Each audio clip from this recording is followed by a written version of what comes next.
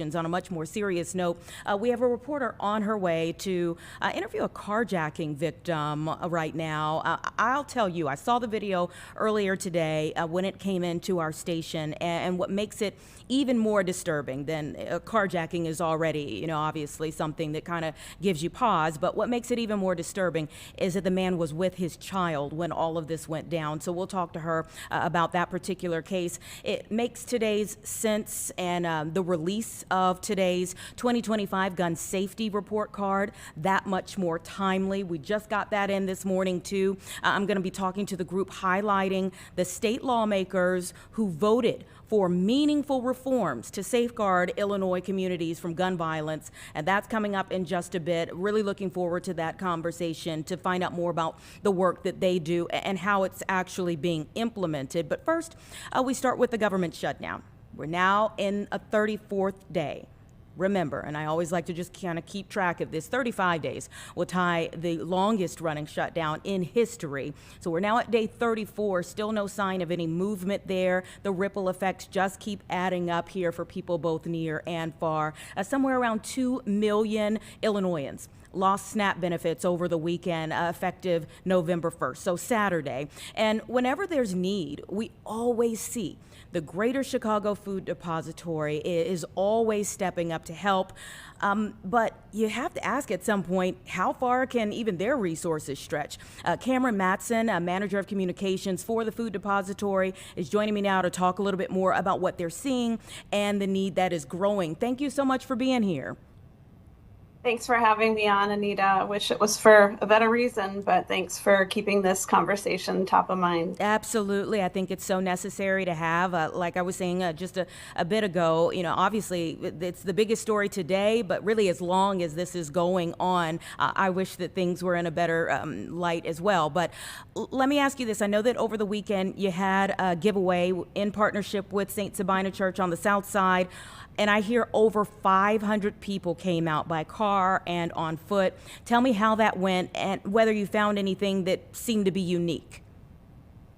Yes, the distribution at St. Sabina was one of 6 emergency food box distributions we staged this past Saturday to help especially our neighbors dealing with this freeze of SNAP benefits. We put those in locations where we know that there are a high concentration of SNAP participants to try to help, fill in the gap for this essential benefit that they're used to relying on, and it's really our frontline defense against hunger in the U.S. And so going without that, even for a few days, is really detrimental. And so it was sobering to show up and see cars lined up around the block, to see people on foot lined up around the block and down an alley next to the church. And so that was at St. Sabina. And I heard similar stories from the other locations. And so, yeah, people were concerned. And as I was talking with some of the people standing in line, they mentioned, I don't have much of anything in my kitchen right now. Like, my refrigerator is almost empty, and this is really important. So these are sobering times, and we're doing what we can with the Greater Chicago Food Depository. I will say that these Saturday distributions were on top of the distributions we do throughout the week. And so those are still going on as well. I don't want anyone to think that this is instead of, this is in addition to. And we so appreciate you doing that. What's actually in the box? Yeah, so it's a box full of shelf-stable foods. So this is everything from peanut butter to pasta, canned fruits and vegetables. I think there was some tuna in there. Each box weighed a little over 20 pounds. We didn't want to go too big because we know some of our neighbors have to carry that home. So it was enough to get a family of about 2.5 people in a household. That's about the average size of the household in Cook County.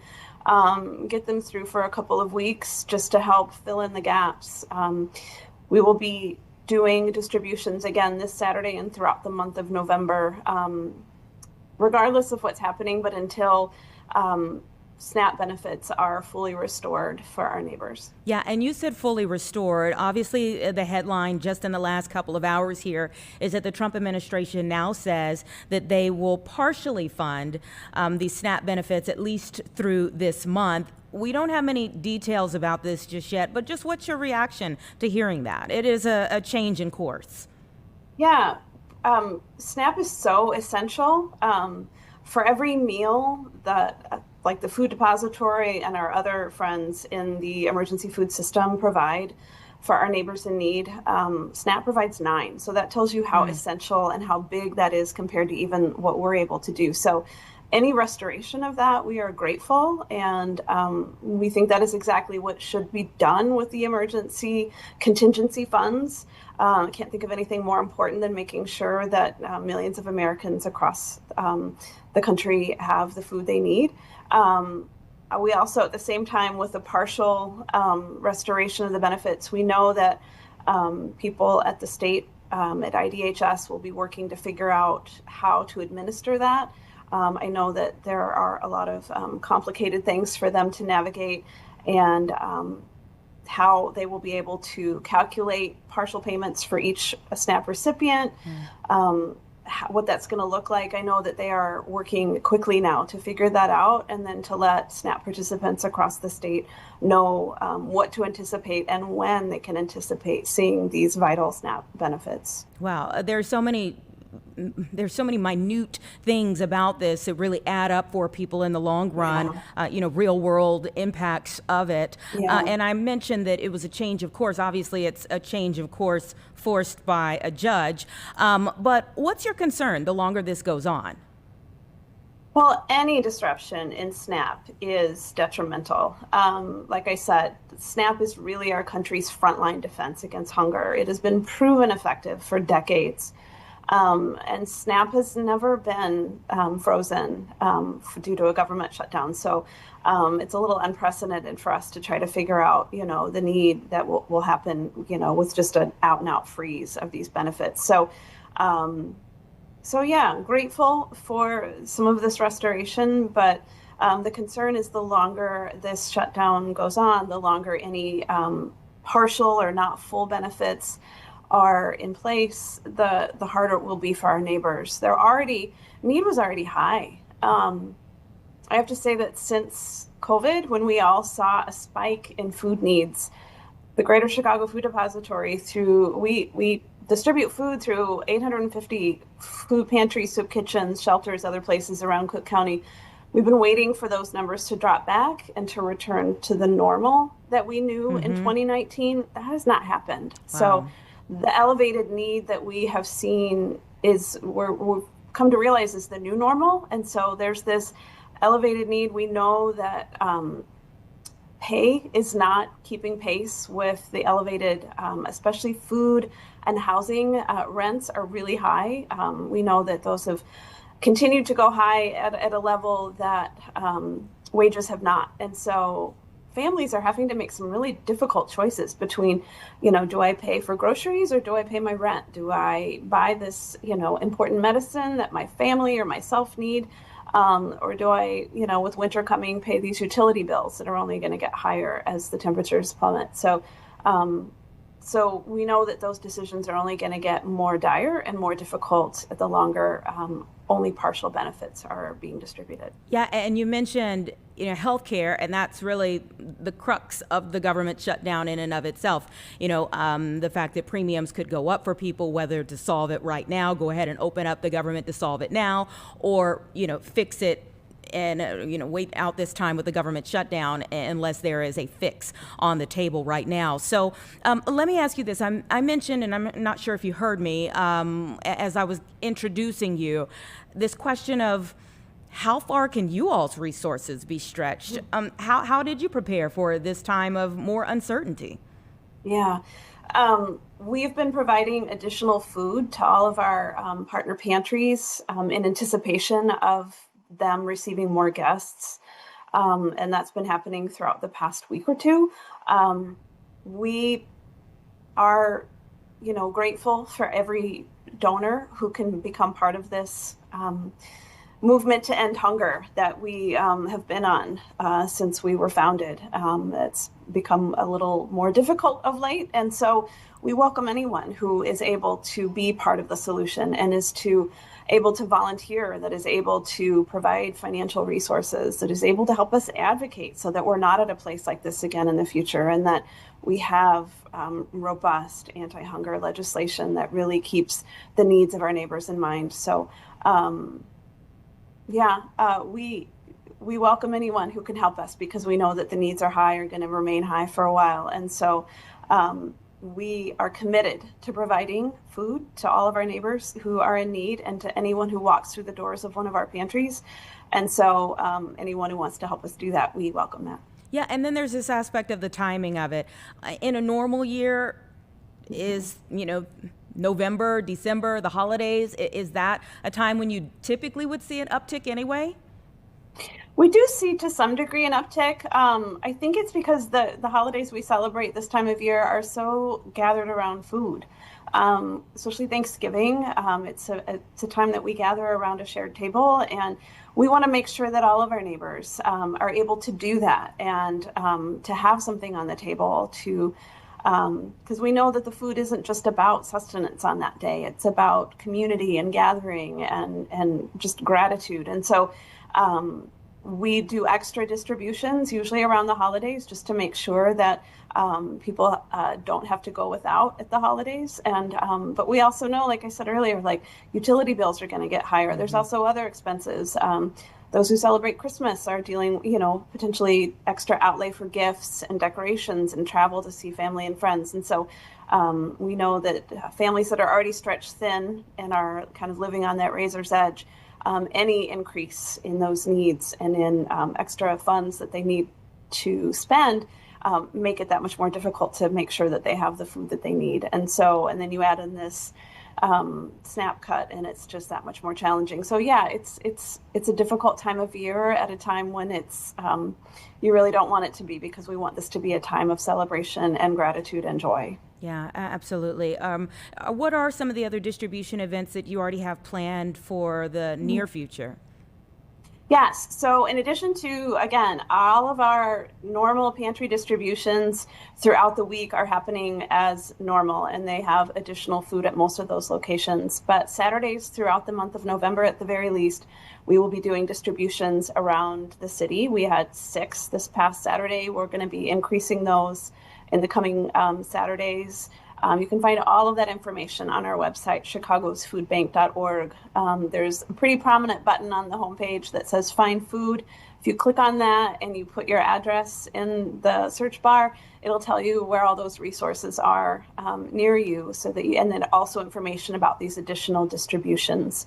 That's also a great function to use if you are able to help and want to find a pantry in your community where you can pitch in, where you can volunteer, or if you've got some extra non-expired quality food that you want to donate, you can call them up and find out, what they need and how you can be of assistance. I feel like you all's services kind of sit at the crux of so many different issues. Are the immigration crackdowns also affecting what you all do? To some degree. I know that some partner pantries in certain communities have seen less guests coming. Those who are reluctant to leave their homes right now and don't want to be vulnerable. And so I know that some of our partners are, as they are able, they are doing home distributions. And so I know that that's brought an extra layer of challenge to some of them, but we are standing alongside them and making sure. We believe that food is a basic human right, and we want all of our neighbors, to be able to access the food that they need to thrive. And just one more time, how people can help you, Yeah. whether it's a today or, for however long you need it. Yeah, go to chicagosfoodbank.org. If you are able to assist, there's, a very prominent button that talks about how can I help? Also, if you need assistance, click on that Find Food button and put in your address and find resources in your community. There's also information on there if you are confused about your SNAP benefits and what this means. We have a team that really specializes in some of those safety net programs, and they are available via phone. We have some in-person appointments even at our warehouse where people can come and get somebody to help walk them through. So it's complicated stuff, but we want to make sure that people have access to all the benefits that they qualify for. So we've been heartened by the people who've stepped up to volunteer, and we know that Chicagoans, we take care of our own, and we've been encouraged by how much people have stepped up, and we're going to, as you said, continue to need them too for as long as this crisis continues. Cameron, thank you so much for what you all do at the Greater Chicago Food Depository. We appreciate it. Thank you. Well, thank you for keeping this story around and for making sure people know where to get their resources. Absolutely. Hope that you're not just flooded with need, but also flooded with people to help you on your mission. Thanks again. We're going to talk more about this government shutdown and how it's impacting so many people later in the show. We know a lot of people, as we get into November now, are starting to put together their holiday plans. What does travel look like? You know, more trepidation this year. But there's also a lot of questions about funding locally.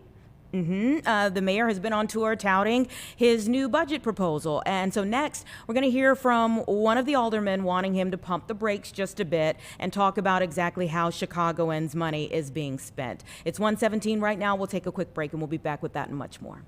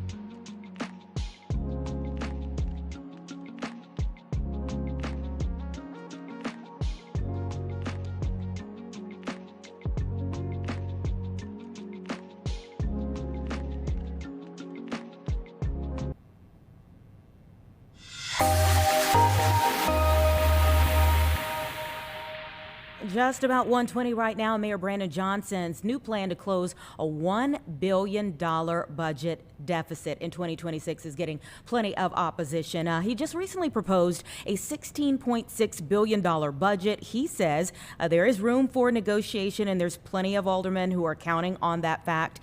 In fact, 27 council members signed a letter citing what they called grave concerns about his budget proposal. Some of them just got finished having a press conference. A 19th Ward Alderman Matt O'Shea was among them and is joining me now. Thank you for your time. Thanks for having me on. Absolutely appreciate it. $617 million in new taxes come in this budget. The mayor calls this the Protecting Chicago budget. So do you question whether it will do that, or maybe how he's proposing to achieve that goal? I think first and foremost, the mayor's office is moving too fast. They want to schedule a budget vote for November 20th, just over 2 weeks. This is the largest budget deficit the city of Chicago has ever seen at 1.15 million. And myself and several of my colleagues just want to make it clear. We need to pump the brakes. We need to find out where are there more efficiencies. And we paid Ernst & Young, a global leader in accounting, to conduct a study that cost more than $3 million. And there are dozens and dozens of efficiencies in that study that aren't included in this mayor's budget proposal that we heard 2 weeks ago. We want to bring EY before us. We've called for a special city council meeting for them to come in, answer questions, and explain what some of those efficiencies are before we go to our taxpayers. Ideas like a head tax, which is the job killer. Ideas like borrowing hundreds and hundreds of millions of dollars. That's what we're asking for. Yeah, and let's maybe take them one by one. Obviously, we don't have time to get through all of them, but the head tax. What's your fear there? Is it that there's a ripple effect that actually goes from large corporations down to everyday Chicagoans? Yes, it starts and ends with, in the mayor's budget proposal, we don't even know what the head tax is, and how much real money it could generate. I believe it's a job killer. I think what we're going to see is businesses leaving the city of Chicago, leaving the state of Illinois. I also think that the numbers aren't accurate that they feel because companies will just have employees stay at home, of which the head tax would not apply. But I think the biggest thing is we need to increase our job growth.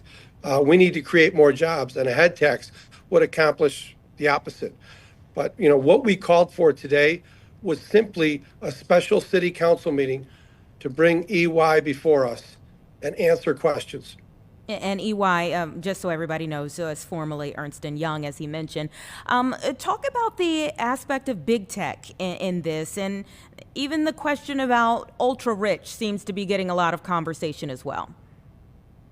I mean, what we've heard these last several weeks are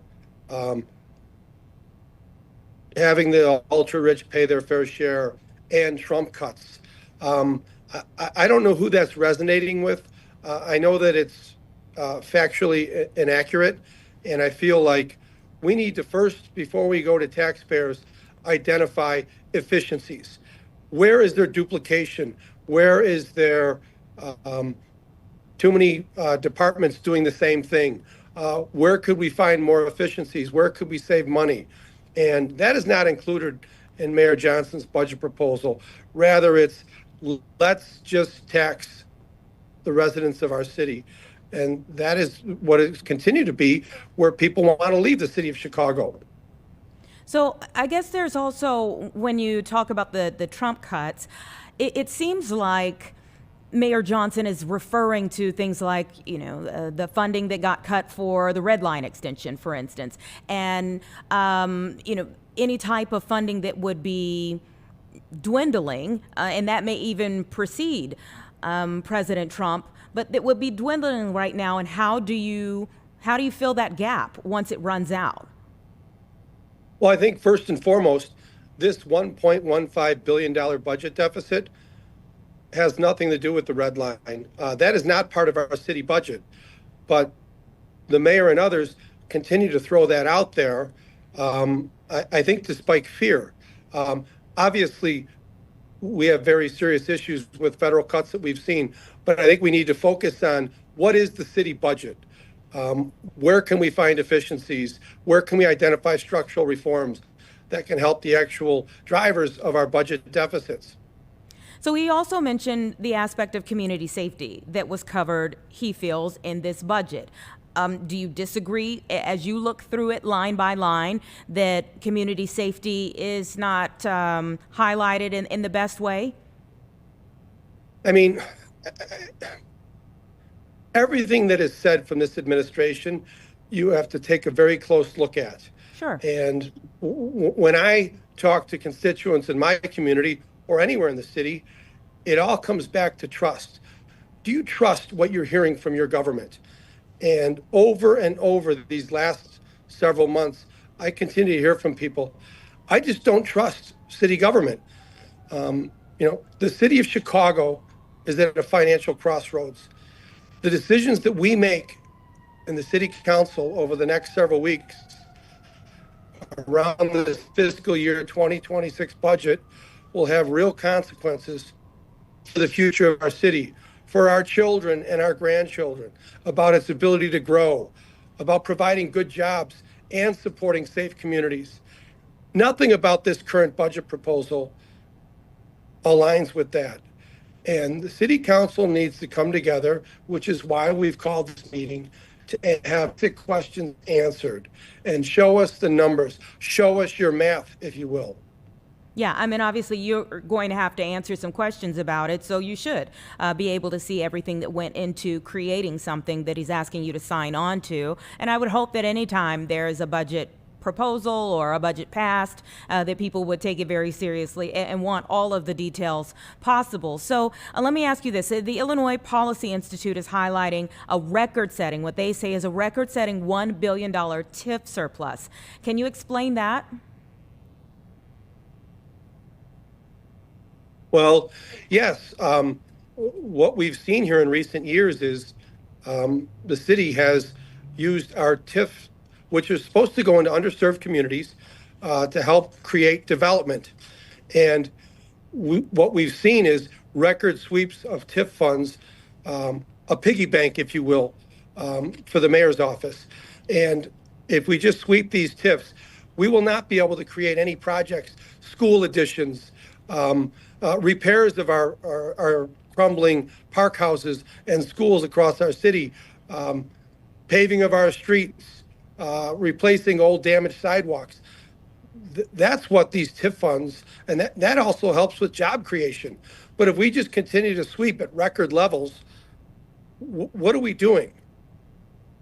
So if the mayor says that this budget is supposed to be on a road to structural changes and not just one-time fixes, do you think that there is, or maybe there has to be a moment of things might seem uncomfortable before you get to structural changes? I mean, structural changes can be hard in the beginning. I mean, we've been talking about structural reforms for several years, but if you look at this budget that was proposed, it's about short-term patches that threatens our city's ability to grow, both its tax and job base. And that's because there's more borrowing, there's more taxes, and there's more fees of the very people we've been sent down here to work for.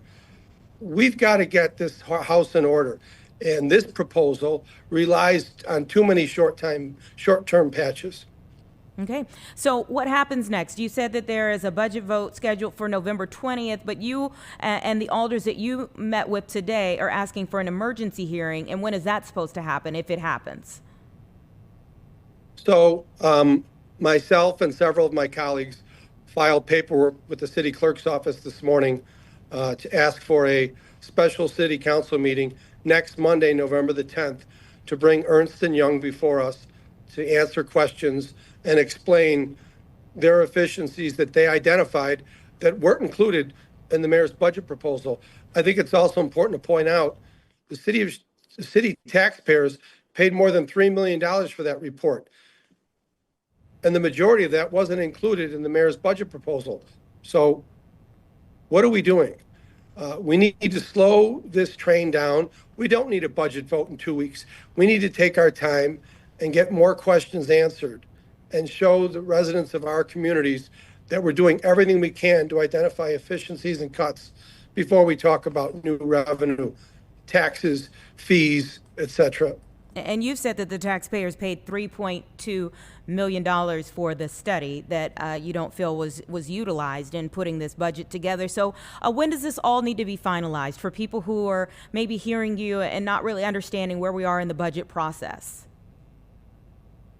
So by code, we need to have a budget voted on by December 31st, 2025. which gives us, just slightly less than 8 weeks. I think there's a very good chance we come right up to that deadline based on how far apart we are. Last week, 29 aldermen signed a letter opposing much of the budget proposal. This morning, several more aldermen filed for a special city council meeting. We are pretty far apart, and I think more people need to get engaged in this, ask questions before we're anywhere near ready for a budget vote. Sure, the more voices, hopefully, the more it serves the more people. So thank you so much for your time, and please keep us updated on where things go from here, especially if you have that hearing on the 10th. Thank you very much. You have a good day. You too. Okay, everybody. One of the things that I talked about with him was community safety that the mayor feels like he addressed in this budget. And when we come back, we're going to talk with an organization that puts together a gun report card.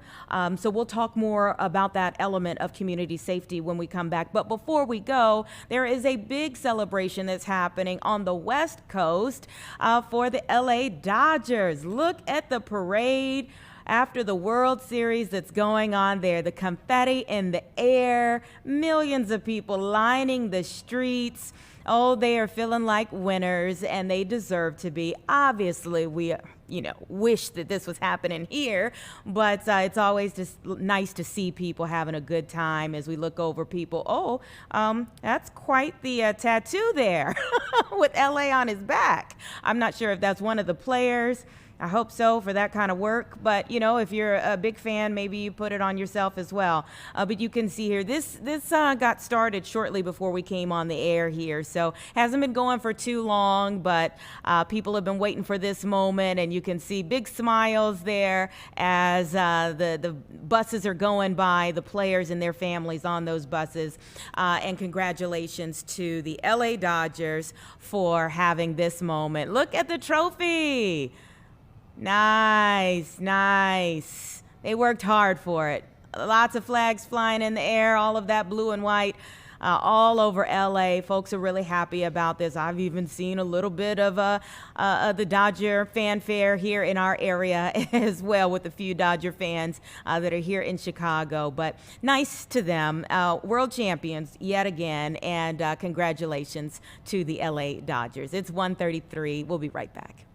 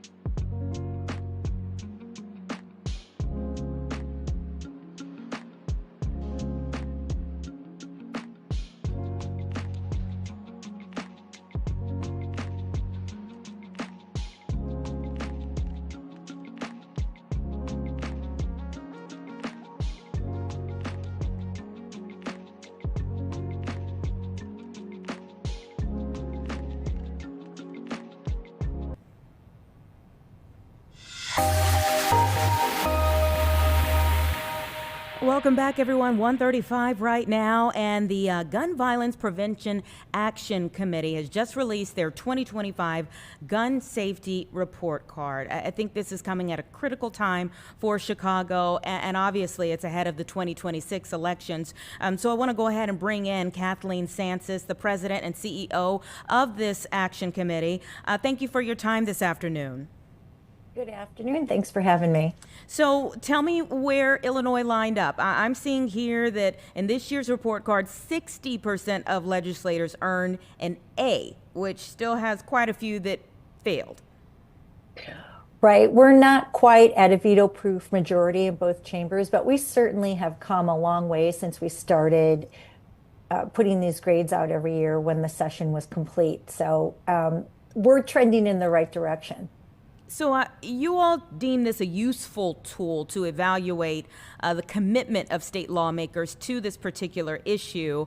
What type of implementation do you all see on the back half of releasing this report each year? I mean, do you really see some movement after it's released? It's an education tool for voters. I think that voters should be informed about where their lawmakers stand on issues that are important to them. There are quite a few people where public safety is their number one issue. Right now, the way things are in the state and even across the country, I would say public safety is probably near the top of the list. So this is a tool for them to take a look and see how their lawmakers are doing in the area of public safety. And intentionally, we release these prior to an election. Mm-hmm. Yeah.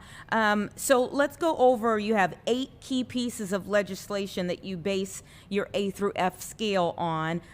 Let's go over them. House Bill 850 is an amendment.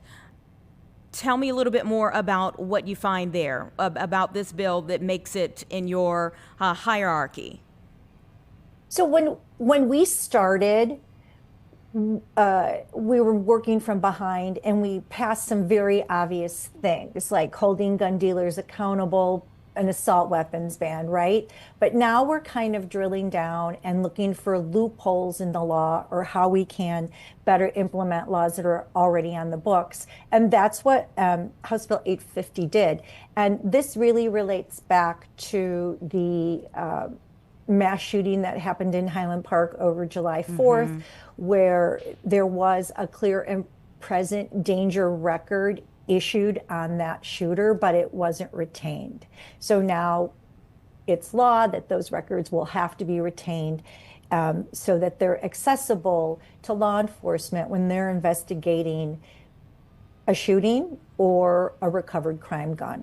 Yeah, and I'd like to not only big things, but small things, right? Yeah, absolutely. I mean, they all add up in the end. And when we're talking about an issue this significant, it really makes a big difference. I would like to ask you how you see those who are then charged with implementing this, say law enforcement, as you mentioned there. How do you get their input? Do you work with law enforcement groups to try to beef up your report card and what you're looking for from lawmakers? Absolutely. At the end of every session, we kind of do a tour with law enforcement around the state, including the Illinois State Police, law enforcement in Cook County.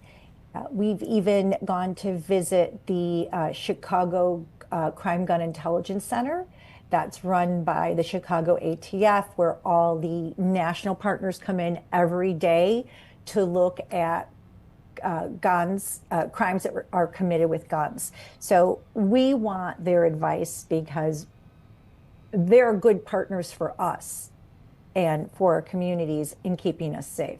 Yeah, so House Bill 1373 is also on your list. It's an e-trace mandate.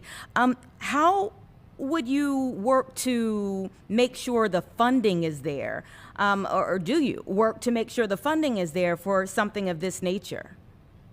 Absolutely. You know what? Gun laws are hard to pass in the first place, and we have to work really hard to do it. So we're not going to start out with a mandate that's unfunded. I mean, that really is a deal breaker. So when we present or we're working with other partners on legislation, we make sure that the resources are there or that the resources will be provided in the budget. Okay, let's move on to House Bill 1710. It's homicide data. Tell me a little bit more about this, because I see that it is a requirement from the Illinois State Police to submit this data quarterly. This is a bill that survivors have been working on for years and was really important to them. Our clearance rates are not great in Chicago. I'm sure you've seen this in the news, and they are getting better, but they're not as good as they should be. We have survivor families whose loved ones have been killed 10 years ago, 3 years ago. Those cases are cold. There's no closure for those families, and it just really creates trauma in the communities. So the only way we can make sure that clearance rates are going to improve is to put in some guidelines about exactly what clearance rates mean, and making sure that they're transparent about the clearance rates, and providing that information to the public so that we can hold them accountable. Yeah, and we hear from families often about that aspect of things. HB House Bill 4144 is Karina's Law. We've also heard a lot about Karina's Law, but for people who haven't heard that name, people who don't know Karina's story, enlighten them. So Karina and Daniela Gonzalez were shot and murdered by their husband, their dad, and their brother Manny was also shot, and he survived, and what turned out to be a really good advocate for this bill to honor his mom and his sister. So this bill puts in some guidelines so that we can safely remove guns from domestic abusers. It's really important. It's a neutral gender-based bill. A lot of folks are survivors and victims of domestic violence. It was a hard bill to pass, but really, really important. And I need to shout out that this was really an effort that was from the Domestic Violence Coalition. We were merely their partners in uplifting it. Yeah. I guess it strikes me as odd that when you say it was hard to get across, there are so many women and men who are experiencing domestic violence, and if we could save lives, what is the aspect that became hard in getting this across? I ask you that maybe in a two-part question, because I also would like to know how you measure success of a bill like this. It was difficult because we had to put in some guidelines for law enforcement. Going to a home where there is a person who could be violent and has a gun, and knocking on the door and saying, we're going to take your gun away, puts our law enforcement in a dangerous situation. Absolutely. As well, right? So we had to figure out a system that also number one, made sense for the victim and the survivor. Number two, made sense for our law enforcement. What was the second part of your question? How do you measure success of a bill like this? I mean, is it a reduction in domestic violence, or is it maybe firearm-related deaths, a reduction in firearm-related deaths? Well, we absolutely hope to see a reduction in firearm-related deaths. I think we'll be able to look at outcomes. We'll see how many of these warrants are issued at the time when a survivor goes to court. And we've already had one meeting with the folks over at the network, and they're monitoring implementation.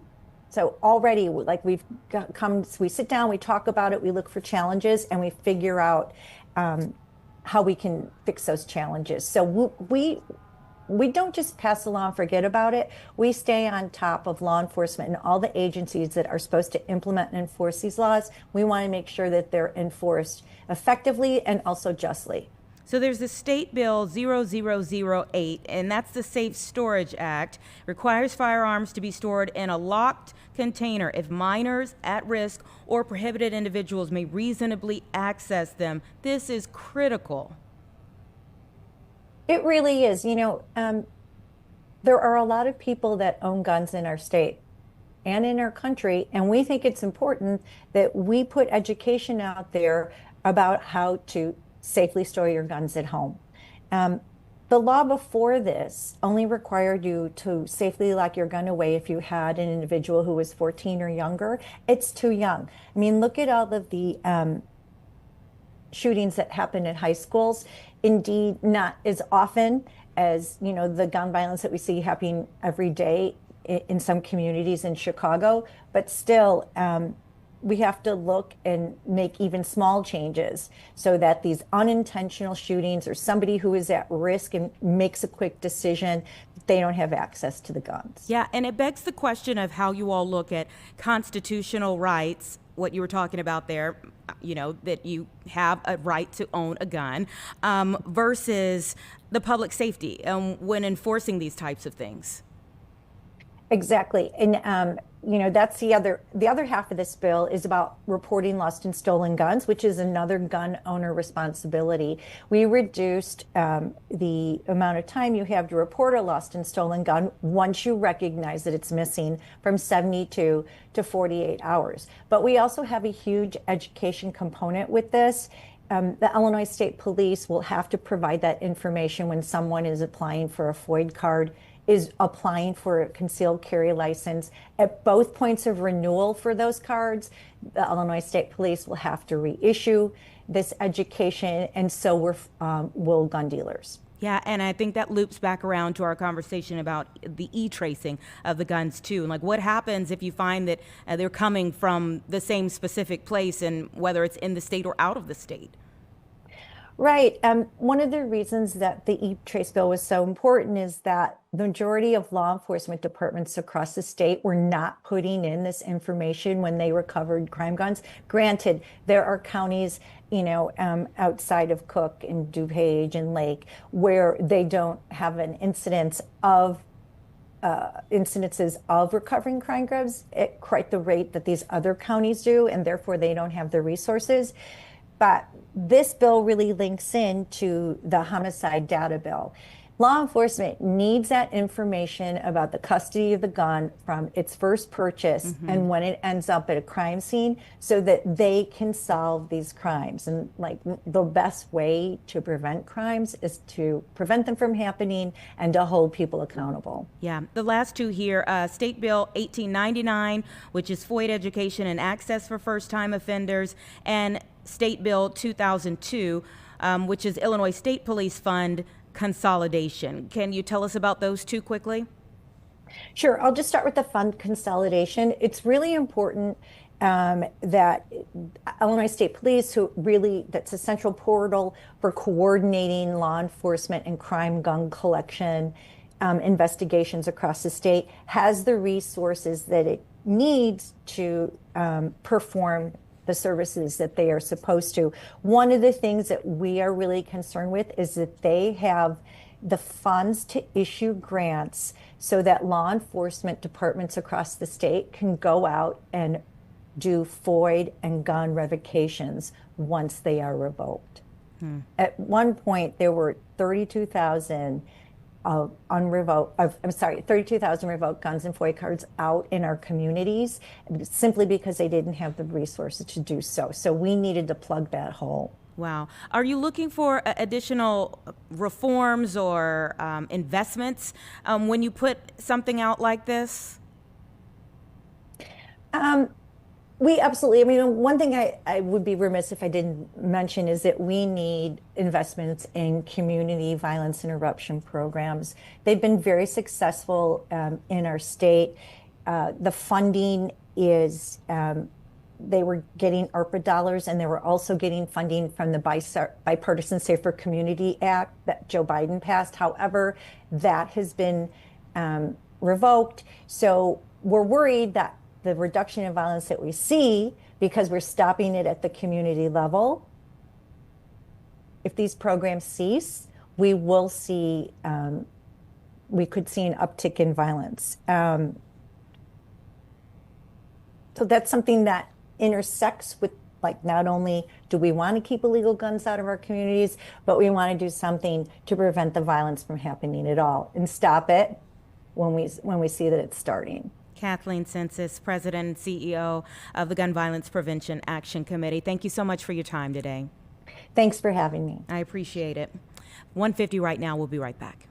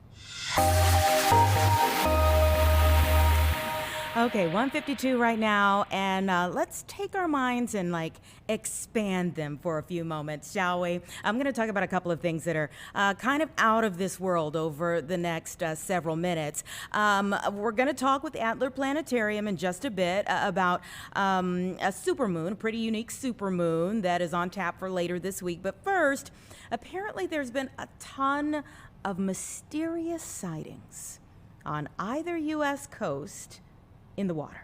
I want to bring in Alejandro Rojas, a UFO expert, to talk a little bit more about what's been going on. It has so many people talking, Alejandro. Exciting topic. Oh boy. All right, so I'm seeing here that there is a popular UFO reporting app that you have that records these thousands of sightings. What are we seeing? Yeah, so we've got this app, take reports, and we're getting hundreds of reports a week. The majority of these reports, I look at the videos and kind of analyze those because I've got a history of experience doing this. The majority are mistaken identity, but there are those that are really we don't know what they are. And we kind of take a stance, or we agree with NASA or the government, that really we need to start collecting data, analyzing this data to figure out what's going on. These cases are really mysterious. So what we've been doing now that we've got, historically about 300,000 cases in our that you can look at, but we've collected ourselves in the last years over 40,000 reports. So we're going to group those into collections and then look at some of the characteristics of these different groups. And the latest group we're looking at are underwater UFO, commonly referred to as unidentified submerged objects, or USOs, which is kind of a set of UAPs. And we found some really interesting accounts. We've got a couple interesting videos, one off the coast of Florida, one off of Mexico, and we've got a lot of great including off the East Coast, and even one closer to you all in Manistee there in Oh. Michigan. Oh my. Okay, so I have to ask you. I remember there was like a congressional hearing on UFOs or UFEs. Did USOs come up in that? I don't remember this term USOs before. Yeah, it is not as commonly known, but it did come up. In fact, there's a former Admiral, Tim Gallaudet, who addressed this in those hearings. And he did talk about, cases where it's been reported that things move quickly underwater. For instance, an unconfirmed project called Fast Movers, where actually kind of a code name they've given these up. I don't know for sure that that's been done. There's been other reports kind of saying that the Navy just collects these reports, they get them, but they don't really pay attention to them, which makes it difficult to then analyze reports. So yeah, it is a thing that does happen, come up in the hearings. So I'm seeing that U.S. Navy officials warn that this could pose a threat to national security. How so? Yeah, Tim Gallaudet in particular. So some of these cases get mixed up with like drones. So for instance, there's a couple of cases in 2018 that came out. One from USS Omaha, one from the USS Russell, where videos taken of multiple objects over these boats. So what are those? These guys in the middle of the ocean. What's going on? Why are they happening? Now they've determined those are likely drone swarms. But why this is important, because some of this they're alluding to is potentially Chinese technology, where the Chinese are looking at launching drones from submarines. It's obviously an issue. When it comes to objects that are a little more difficult to explain, such as very fast-moving objects under the water, some people that have reported some of these things are, right off the coast of Mexico or in places with a lot of commercial boats and that sort of thing. So, anything running into something or something coming up that's submerged and runs into a private, boat, something like that, that's where they're safety concern. And of course, when it comes to national security, one of the big arguments, especially with drones, right, that we've had a blind eye to them. We really been taking a close look at the advancements of the technologies and the utilization that our enemies may be using to observe. An example is these U.S. boats being caught off guard and these drones flying above them. We need to have some real tactics. We need to be able to deal with that to ensure this of our sailors, so to make sure that the Chinese aren't gathering the intelligence we don't want them to get. So I see that the states with the most reportings, this is no big surprise, California and Florida. But tell me more about what was discovered close to us.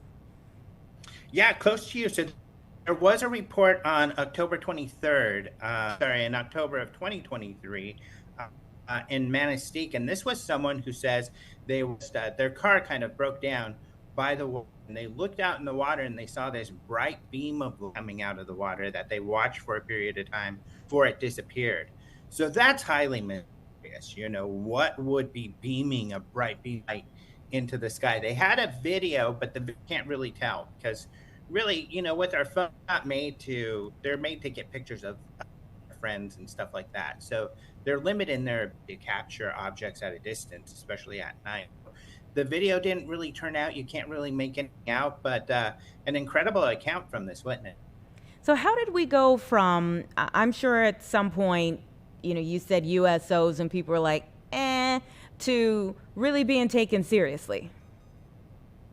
I think there's a couple of things. So it's been a very interesting subset. Even scientists have been interested because it's a little harder to move underwater. So for instance, we have a report, one of these videos from Mexico, where the witnesses say this object went about 5 miles in minutes underwater. That's technology, that we don't have. Like, we don't have anything that can move that fast. So that makes that curious and really piques people's interest and scientists as well. So if this is happening and there's these fast things under the water, what is propelling them? How are they doing that? There are technologies with our highly advanced missile systems that can do sort of extremely fast movements. But if that's it, are we observing technology from foreign means that they're testing, or is this something else? That's what gets people really curious. I think what gets people curious now is that we've got this collection now. Enigma, we've been collecting these reports. We have more reports to look at because really historically there haven't been a lot of reports to look at. Any data gathered to figure out more about what's going on here. So it's exciting to get more data. I think that's what's important, is to keep gathering that data so that researchers can start to figure something out. And I think it's kind of like SETI, you know, for you gather this data and maybe you don't have that smoking gun to say that something truly anomalous is going on, but we've got so much anecdotal information that something weird is happening, that it's good to that data just in case, you know. And if we do get that case where we're able to demonstrably show that something anomalous has happened, you know, obviously really important. And I think the popularity of this story shows that it piques people's interest. Well, that is true. People's interests have been piqued for sure. Thank you so much for your time and sharing a bit of this mysterious data with us. And thank you for what you do with Enigma. Hopefully, by putting it all together one day, our minds will really fully understand all of this. That's what I hope. You know, using scientific method, we can figure this out. Thanks so much. Take care. Thank you. All right, everybody, we're in our 2 o'clock hour. We're going to take a quick break and we'll be right back.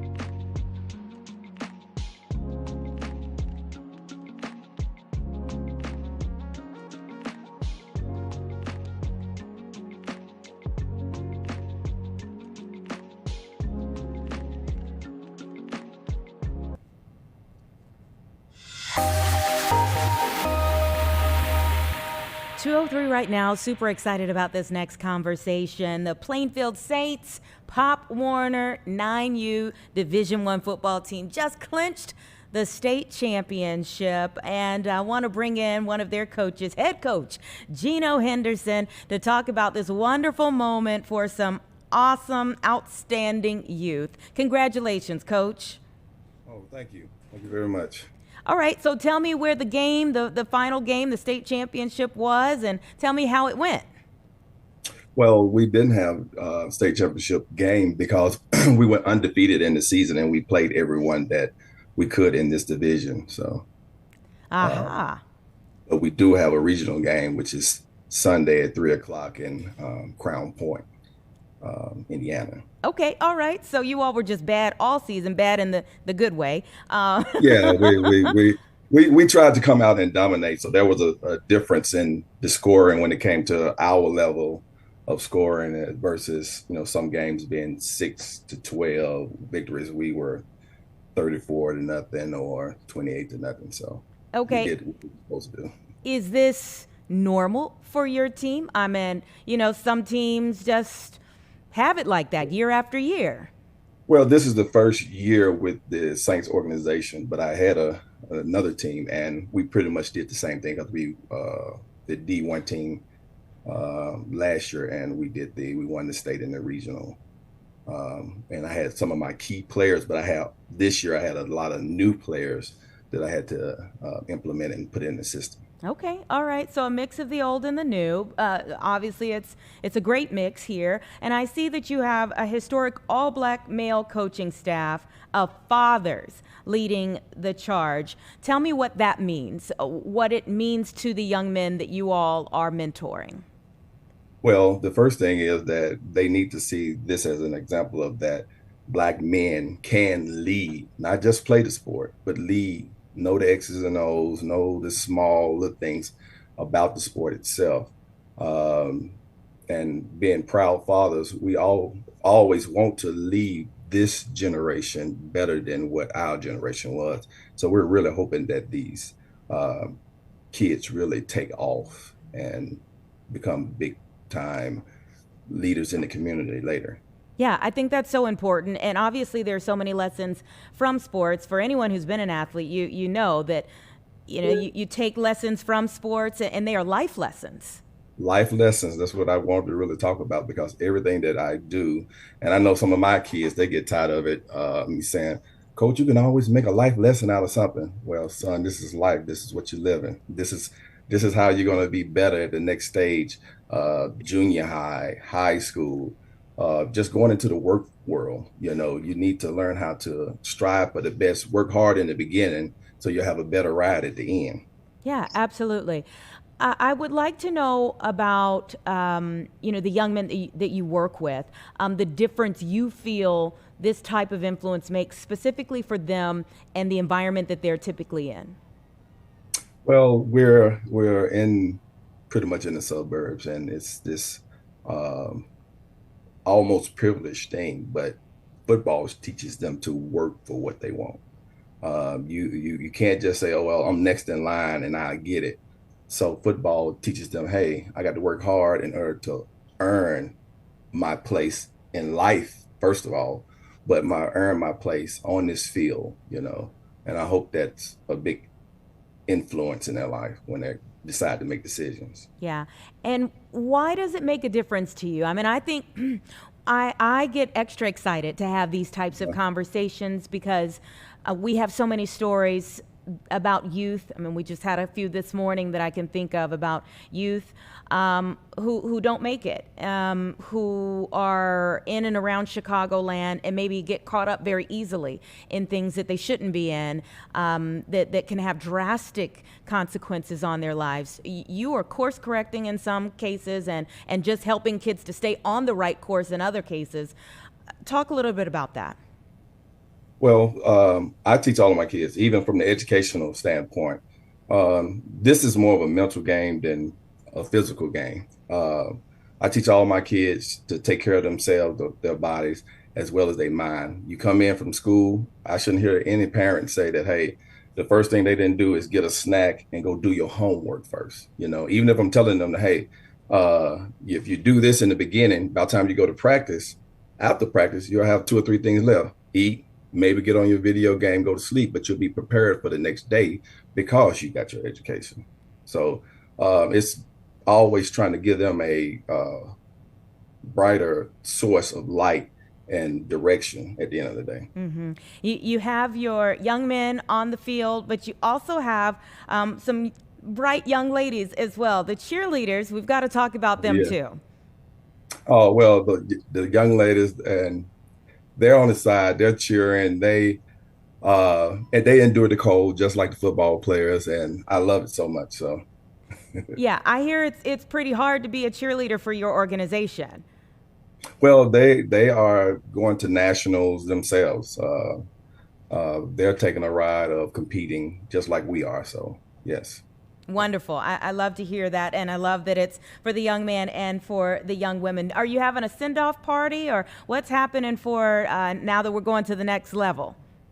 Well, we're taking each game one step at a time because I think if you focus too far ahead, sometimes you lose track of what's in front of you. Sure. So right now, we're just making sure that everyone has all the equipment, the knowledge of what we've done throughout the season put together, and then we'll talk to parents and the president about the next move going on to the Nationals, which is in Charlotte, North Carolina. So Okay, so you take it game by game, but I feel like the community needs to go ahead and see the long goal here. If you know you need people to help out to get you where you're going, what can they do? What can we do? How can we help?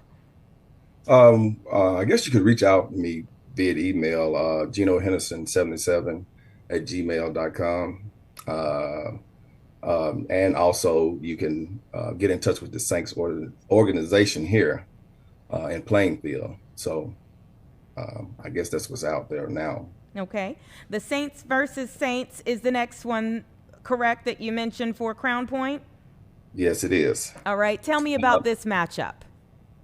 Well, I've seen this team before during the spring season. They played in Canton, Ohio. They're pretty skilled. They do the same things that we do. They can spread the field out. They can throw the ball. We've been doing a little more, trying to get a little more research as what teams are doing. But they look like a pretty solid team. I welcome in the competition. So. Okay, tell me about the trophies that you have there before I let you go. What trophies do you have sitting next to you? Well, this is the 2025 state championship trophy, D1, and the ones that you see in the back are from 7U. I'm sorry, stand up. This is 7U state championship trophy.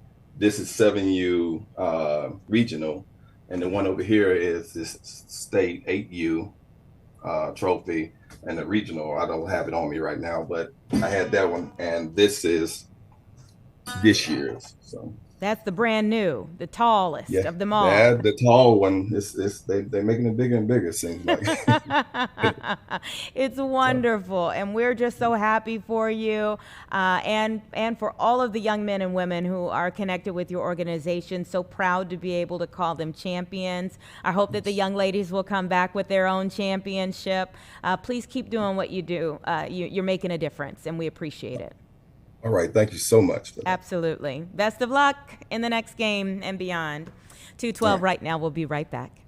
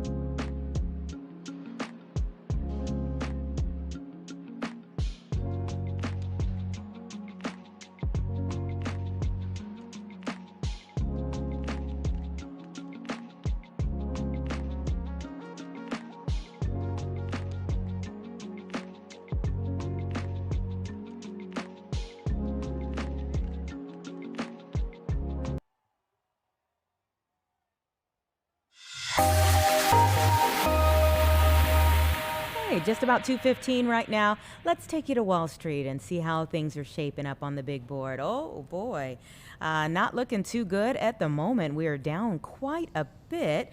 And I was just seeing that the S&P 500 actually rose today as investors were moving on some artificial intelligence trades. So not certain as to the turnabout that we're just seeing in the last hour here. There was plenty of conversation about Wall Street and coming off of a winning session that added to some benchmark gains for the month of October. So we'll have to get some more information. We'll do some more digging as to why things are sitting in the red right now, but hopefully, obviously, every day we hope that we see some green before things wrap up this afternoon. Let's switch to a conversation I told you we were going to kind of circle back around to, and that is the government shutdown now that we are in day 34.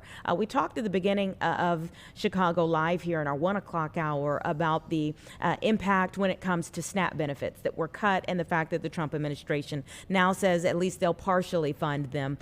But obviously the ripple effects of this shutdown go so much wider than just that one aspect there. So we're going to turn our attention to air travel now. Joseph Schwieterman, Dr. Joseph Schwieterman, a professor in the School of Public Service, is joining me now to talk a little bit about what we are seeing and maybe what we can anticipate as we move forward.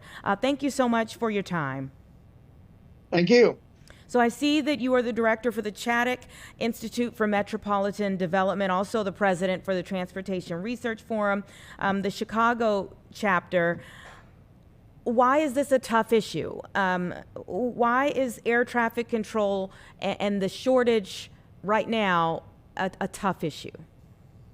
Yeah, I think the short answer is when people travel, they really disvalue unpredictability and delays and things. So unlike, sitting at home, and if you're on hold, you're in a comfortable environment, but you're stuck in an airport and you get upset pretty quick. So the airline employees feel that.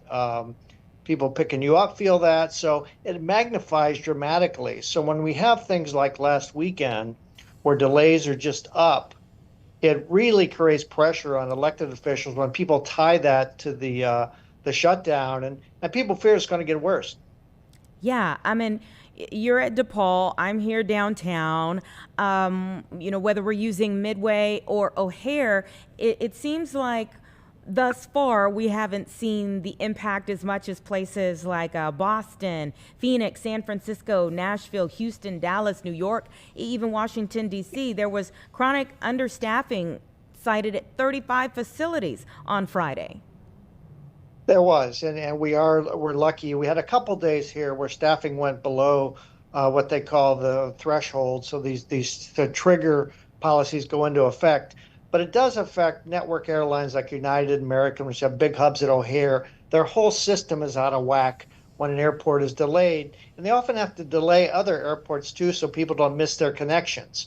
And so that's happened on a few days here. O'Hare traffic is booming right now, so things are really crowded out there. So it creates a great deal of stress. And there's kind of a general sense that the SNAP benefits and the air traffic control delays are the one thing that elected officials are hearing about most.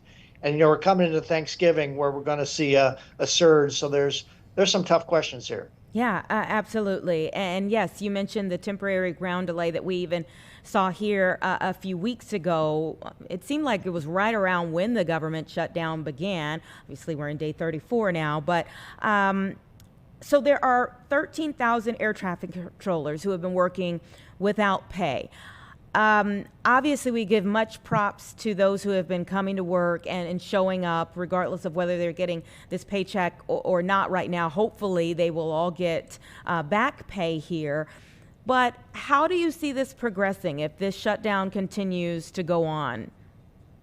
I think what makes air traffic control different than other fields is the stress really provides reason for people to step away. If you're not at your best, if you're feeling mentally maxed out, there's provisions to take time off and recoup.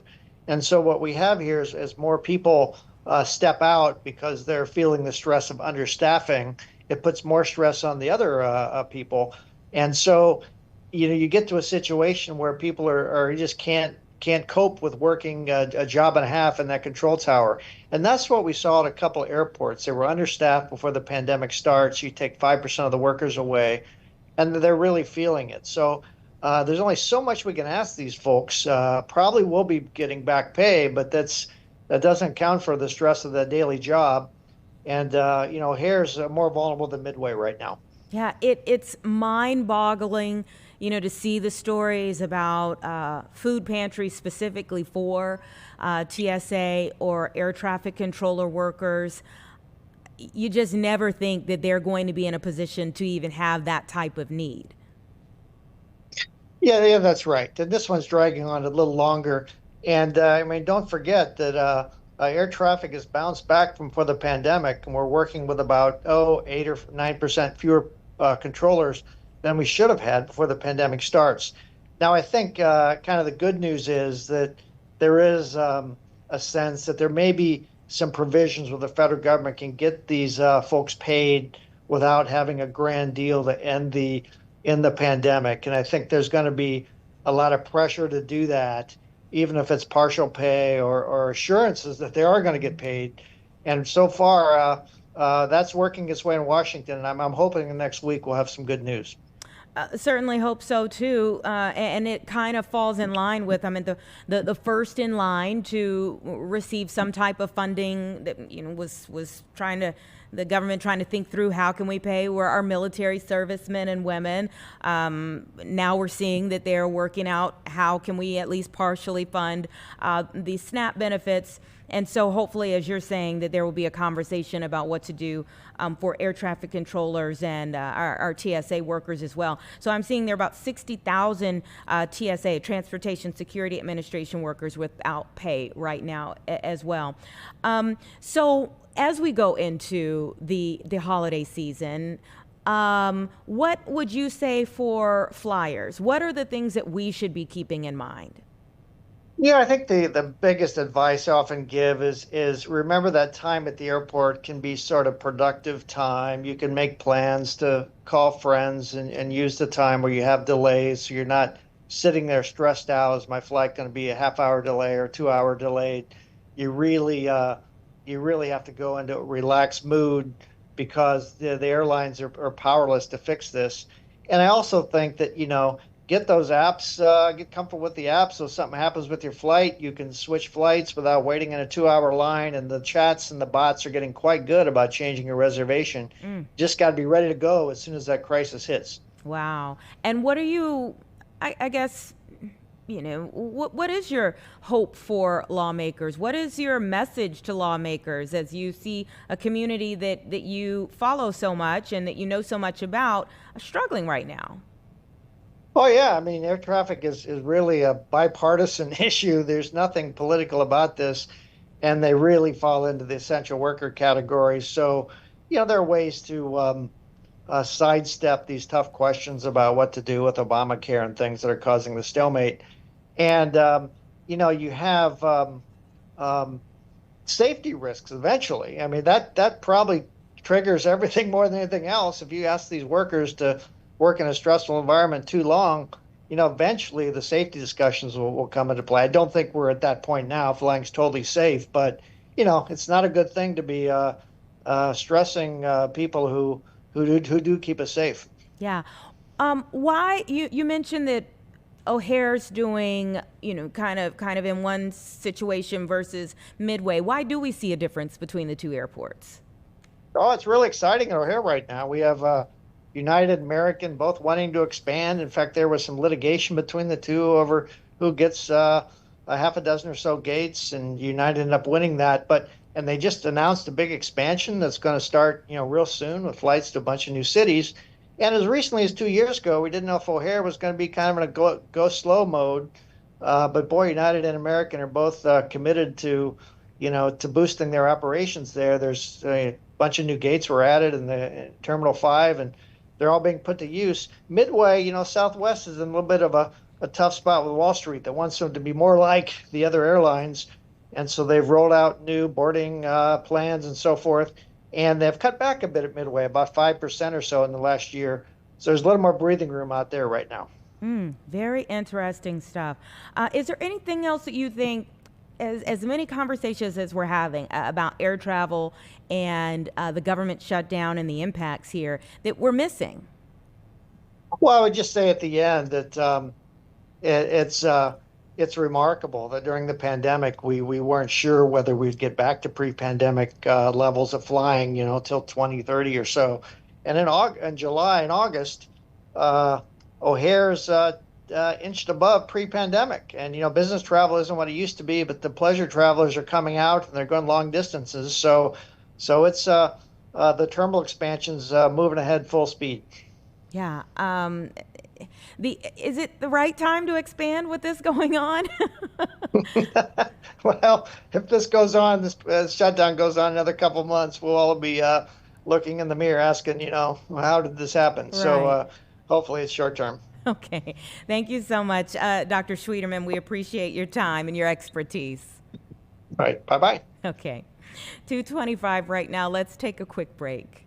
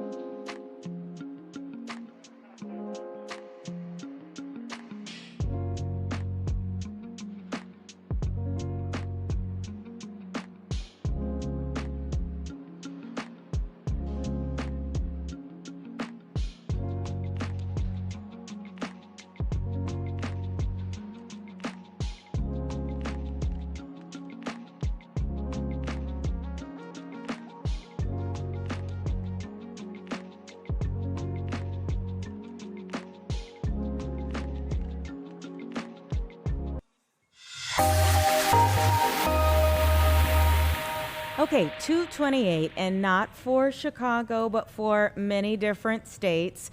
There are elections happening tomorrow. And so one of the biggest that people are watching right now will be in New York City for the mayor. And ironically enough, it is a former governor that we have a look at right now, live to, as former Governor Andrew Cuomo, who is now running to be New York City's mayor, is doing a little bit of campaigning at the last hour here, getting ready for tomorrow. He is far behind in the polls. He is running as an independent right now. This is his second face-off, though, with Zohran Mamdani, who is the Democrat in the race. Now, Governor Cuomo was initially in the primary as a Democrat running up against Mamdani.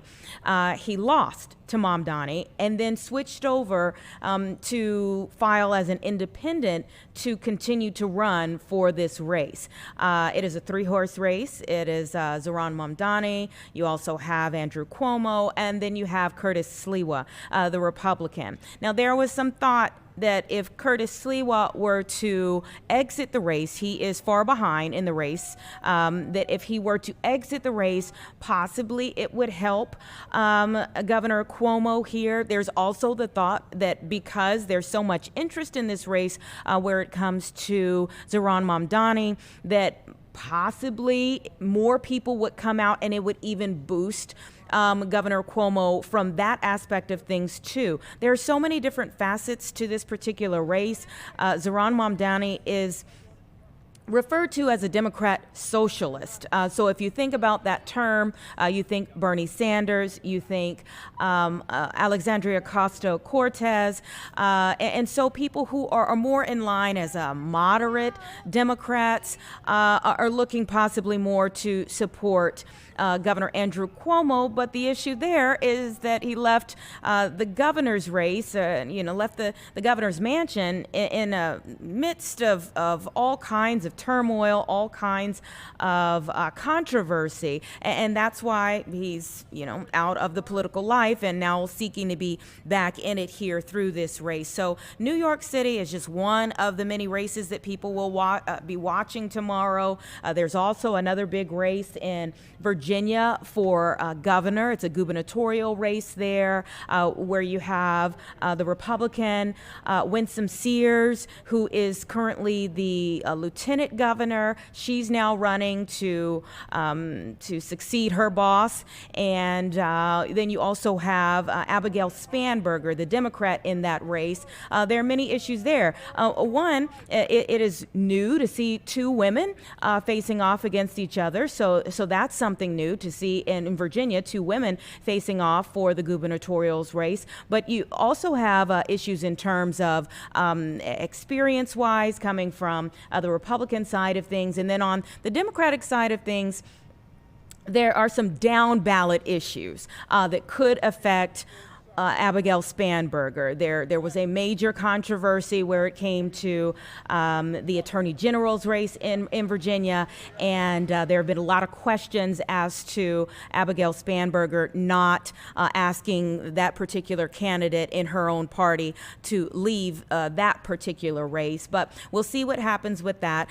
Also, a lot of people will be watching what happens in California. If you think about even just recently, we talked a lot about the fact that the vice president, J.D. Vance, came to Indiana just recently to seek some backing, some support, or really to lend his support to this idea of redistricting in the state of Indiana, where all but I believe two of their statewide or federal lawmakers are Republicans, but they would like for all of them, the Trump administration would like for all of them to be Republicans. And so they're looking for some redistricting to happen in that state. It hasn't been set just yet, but you even saw here in the state of Illinois that we saw lawmakers from Texas flee the state so that they could try to at least hold up the vote there from happening, redistricting, and it still ended up going through, the redistricting that went through for the state of Texas. So then all eyes were on, okay, well, how are the Democrats going to respond? And so that issue of redistricting is now on the ballot in a special election for California, and that's coming up tomorrow.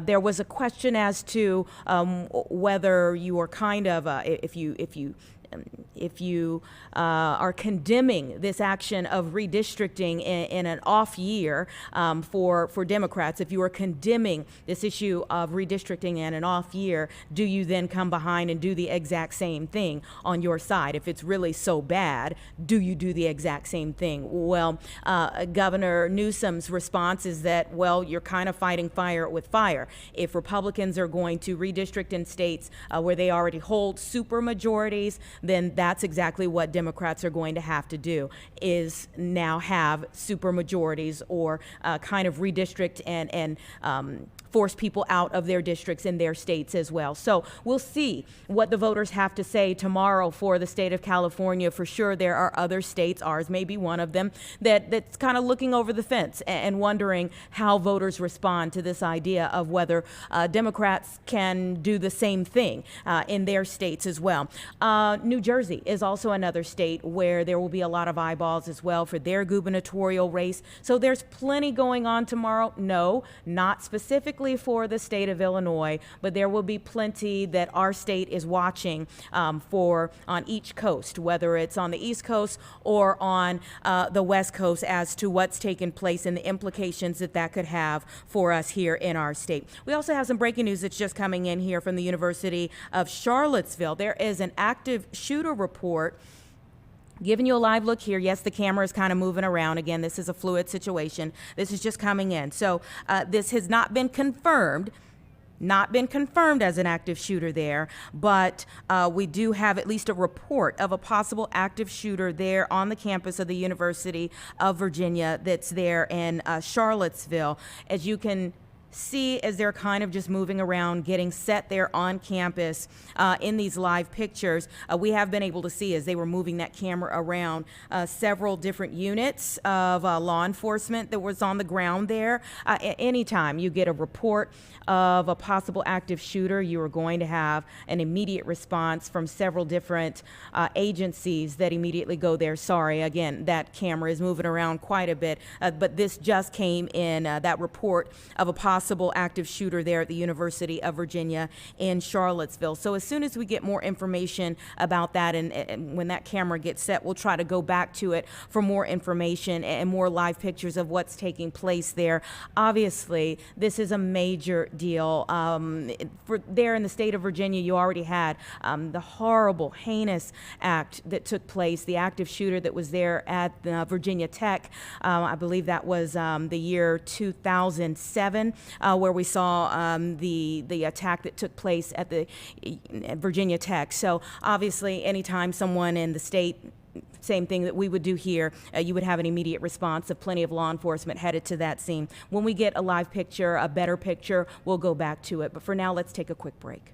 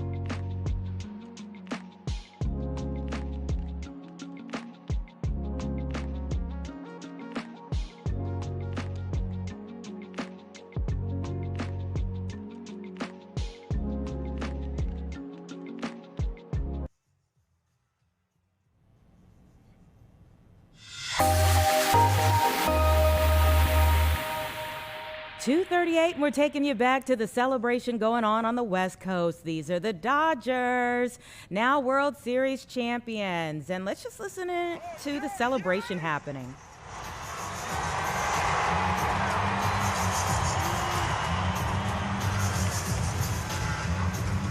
Back to back, baby! Yeah! Y'all give it up for the back-to-back World champion Dodgers.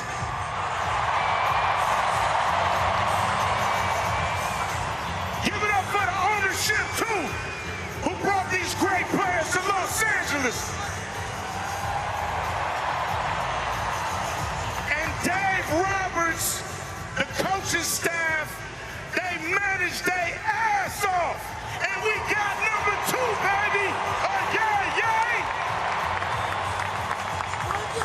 You did your thing, baby. You did your thing. We did our thing, my guy. Come on, man. Give me some. Back at it.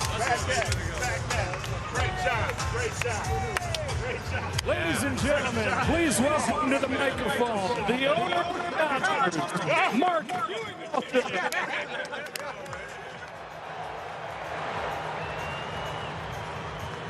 I can't tell you what this is like. People out in the parade, all of you here, you're the greatest fans in the world. You really are.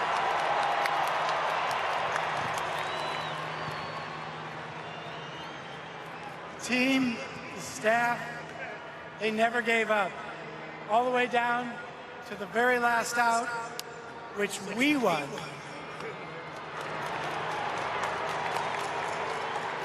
And so all I have to say to you is we'll be back next year.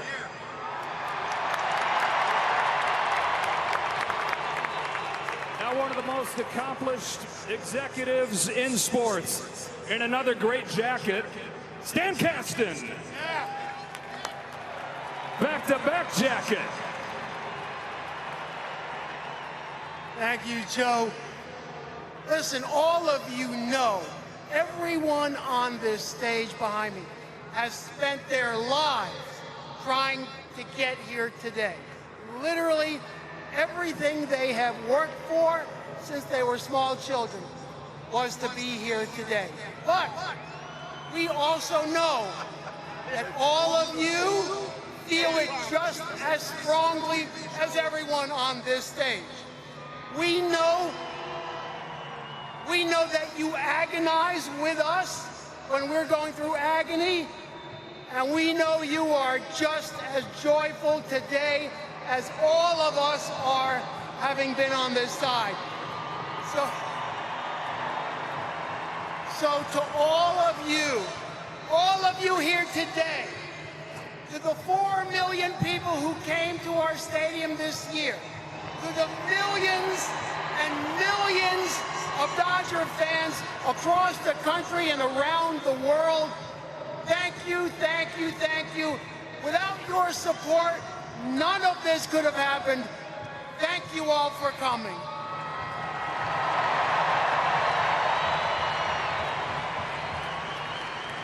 The lead architect. All right, congratulations to the LA Dodgers, back-to-back World Series champs. They are an excited bunch today. We heard there from Mark Walter, the owner of the Los Angeles Dodgers. Magic Johnson was in the back. I think he is a part owner of the team. You also had, when we initially went to that live shot, Ice Cube. Oh, okay. Ice Cube was greeting the crowd, and yes, you would actually say that today would be a good day for LA. So Yes. he was a very appropriate person to have there for that moment in history for the city of LA. So congrats to them. Do you follow baseball at all? No. No, but I will say, you know, I don't follow a lot of sports, but if I had to choose one, baseball would be one of them. Oh, Yeah. okay. All right. But all right. I have to stick with like, can I choose one? Can we Sure. choose our team? Sure, go ahead. If it's between the Sox or the Cubs. Okay, then we'll say the Sox. Okay. Yeah. Okay. Yeah. All right. Well, you know where they don't talk about, I don't know if I can even say it right now. I can't get the word out. Snow. Thank I got you. Thank you. Yeah. Where they don't talk about it. They Yeah. don't talk about it in California very much, especially LA, very specifically, Mm-hmm. maybe up higher, but not in LA. We are starting to talk about it now. Headlines are buzzing. Oh my I'm sure everybody's gosh. seeing it. The first thing that you see when you log on social media, you're probably seeing headlines about possible snow. Mind blown. So, well, you know, to put it in perspective, The average first date of a trace of snowfall in Chicago is actually Halloween. It's October 31st. I remember maybe 2-3 years ago Yeah. when it did snow on Yes, Halloween. we had that rain to snow transition. I believe it was 2023. Okay. But yes, so this year so far, we can say that we've been lucky. We've had a really beautiful fall so far. It's So we felt more like can't- summer. I know, The I know. fall didn't even put up a fight. No. So now we have a really strong cold front that's set to move through Thursday night into Friday. We're still going to squeeze out some warmth on Friday. We're still counting on highs that are going to be pretty close to 60. But then this weekend, we'll just call it a transition weekend. A transition into much cooler conditions. So yes, there's a lot of really good days right ahead of us, but let's skip over that. I promise to come back to it. Get to the weekend. Notice Saturday. We're seeing temps right around 50 degrees for the high, and 49 is the high temperature for Saturday right now. But I know that sounds really chilly, but the average for this time of the year as of today's date is 54 degrees. Now, by this weekend, that's going to stand at about 52. So that high of 49 is actually pretty seasonable as we go into this weekend. So yes, trending cooler. And then by Sunday, that 42, I think is conservative. So there's going to be a lot of us that during the day are only going to be in the upper 30s. And for those of you in Northwest Indiana, let's talk about our friends in Indiana here. Because we're going to have a pretty strong northwesterly winds. The lake waters right now are still significantly warmer than the air that we're going to have moving in this weekend. That's a perfect combination for lake effect snow. So we're going to be seeing some lake effect, especially over on Michigan side, but it is going to be rounding the lake into Northwest Indiana as well as a possibility. Do I think it's going to be all snow? No, at this point, I don't think it's going to be all snow. I don't think it's going to be piling up. I'm not too concerned about that at this point. But I think we're going to see those first snowflakes flying going into this weekend, and then especially early next week. I think by Monday, highs are really going to struggle to even make it out of the 30s. I just, when I say mind blown, I'm thinking about the fact that maybe a week or two before the Chicago Marathon, which is always right at the beginning of October, I was thinking, ooh, it's still too hot. These folks may burn up. And then it was right on cue. I mean, everything was great. Fall was like, I'm here, right in time for the Chicago Marathon.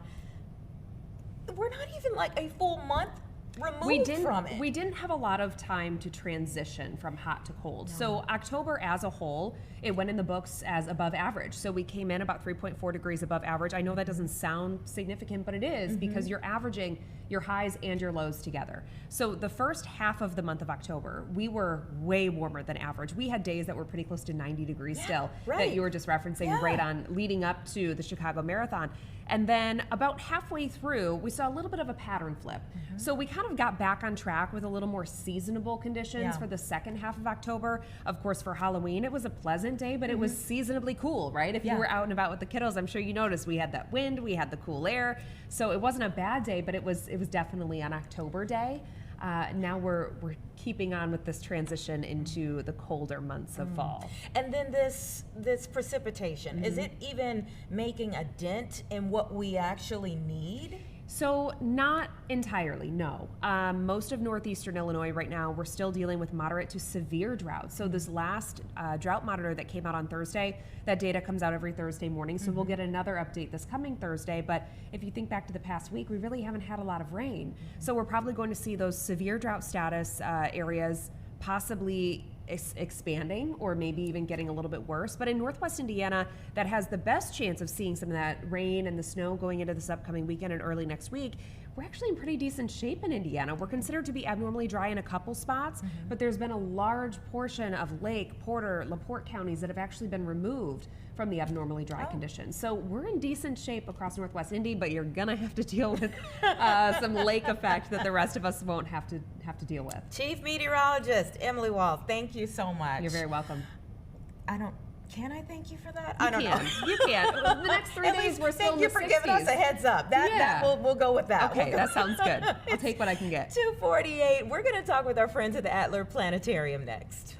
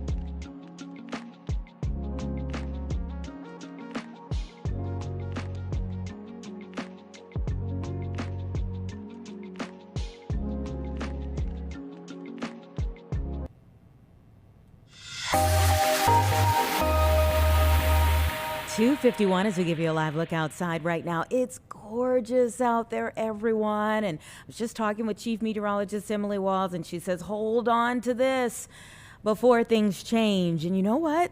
These might be the types of conditions that are good for stargazing, or shall we say moon gazing this week. Let's go ahead and bring in our friend Hunter Miller, astronomy educator at the Adler Planetarium, to talk a little bit about the event that should be taking place, Wednesday? Is that right?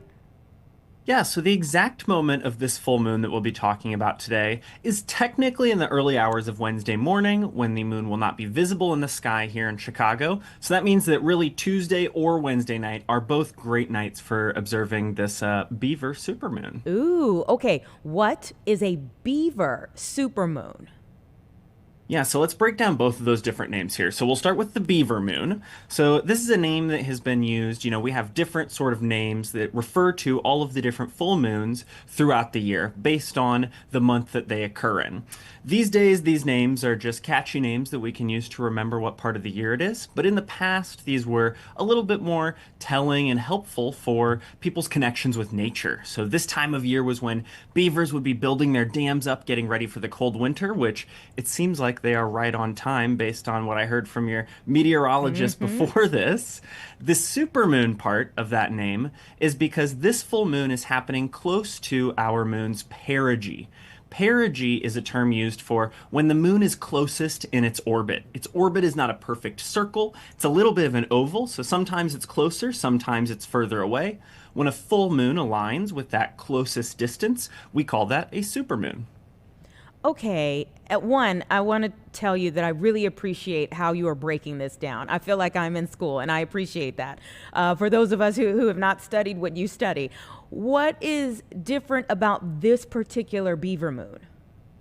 Yep, so when the moon is a little bit closer in its orbit, that means that it can appear bigger and brighter than a regular full moon. So you might see numbers up to 30% brighter and up to 14% larger than a full moon appears in the night sky. So that can make quite a big difference, especially when we have nice, clear, crisp fall nights like it looks like we're going to have the next couple of nights here. Okay, now, so what do you encourage people to do, and what would you say for people not to do? Well, no worries about things not to do. This will be happening at night. We should have lots of fun, good opportunities to observe something as big and bright as the full moon. So this is something that you can really see from anywhere. You don't need any special tools. The full moon will be rising right around sunset in the eastern sky. It can always be fun watching the moon rising over the horizon. It looks extra big when you see it down there close to the ground, but it will be up all night long. You'll spot it high in the southern sky later in the night and then setting in the west in the morning. If you want to get the chance to observe it with a group of like-minded enthusiasts, come and visit us at the Adler Planetarium. We have our Illinois resident discount days on Wednesday nights, so you can get into the planetarium for free if you're an Illinois resident. And I'll be out back with our Doan Observatory. This is the largest publicly available telescope in Chicago, and that'll be open from 7 to 10 to do some observation. Oh, man. I mean, you talk about perfect timing. That is perfect timing. I totally forgot about you all's Wednesday nights. I mean, this is... The stars are aligning here. The stars are aligning, exactly. Yes.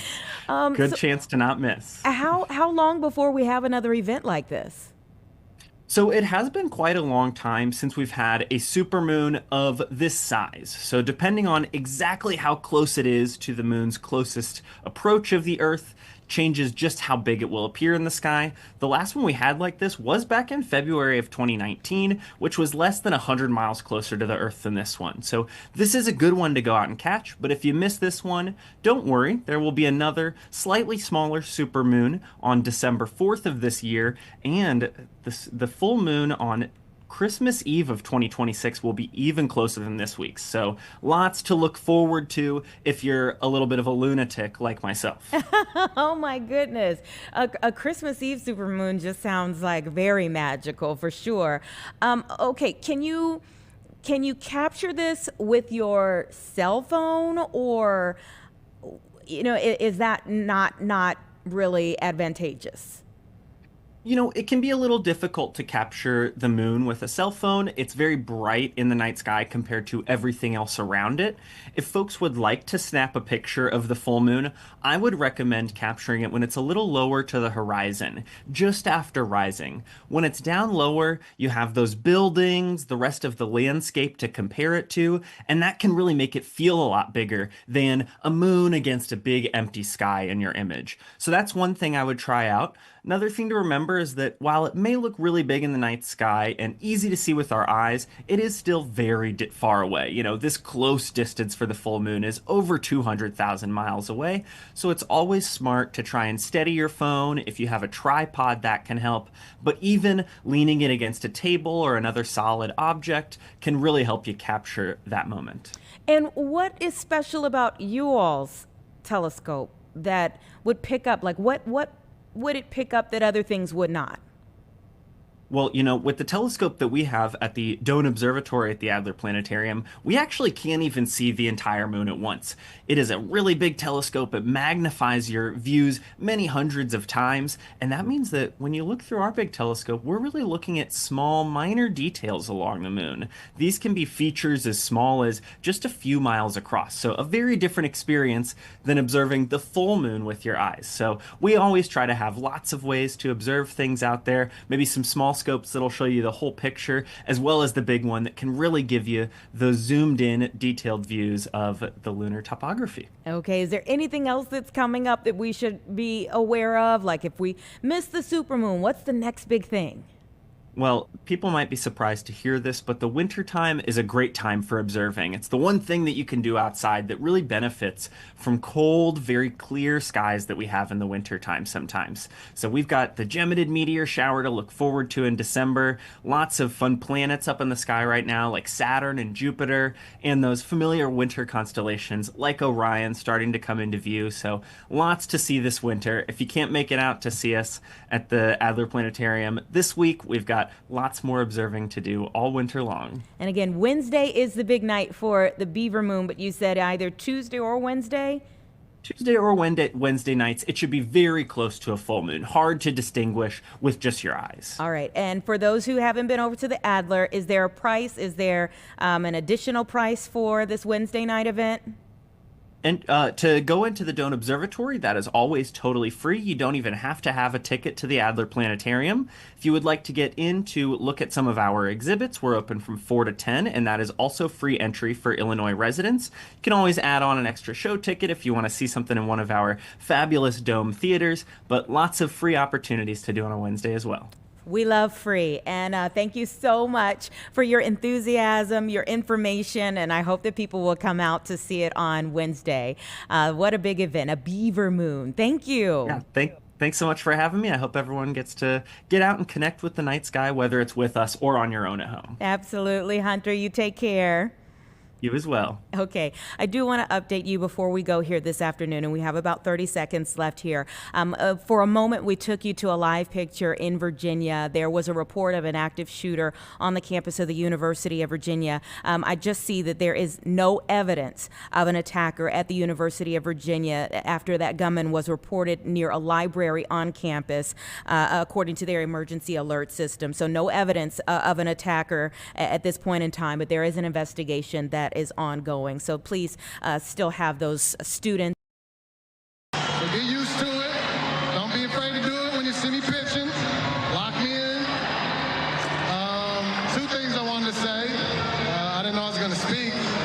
One was hello. The second thing, I've been waiting since we won. I've been wanting to say this for a long time, but it's a parade inside my city. That's all I got.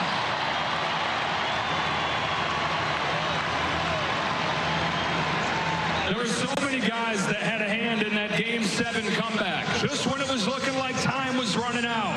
The guy that's hit more home runs in the postseason than anybody in Dodger history struck and said, not so fast. Max Muncy.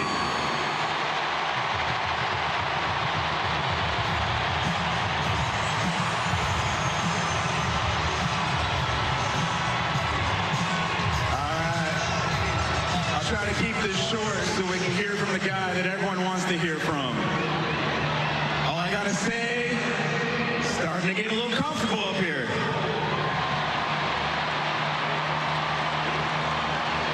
Let's keep it going, as I said last year.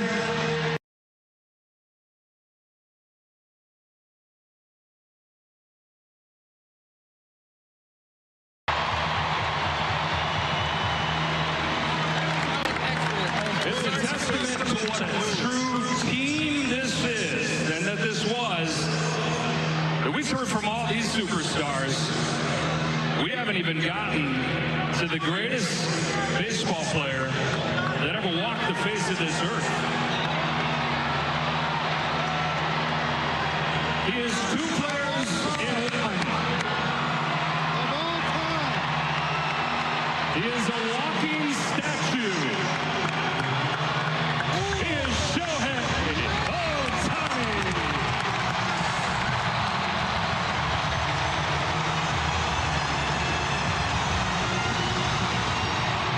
Hello. I want to say that I'm so proud of this team, and then I want to say you guys are the greatest fans in the world. And then I'm ready to get another ring next year. Let's go.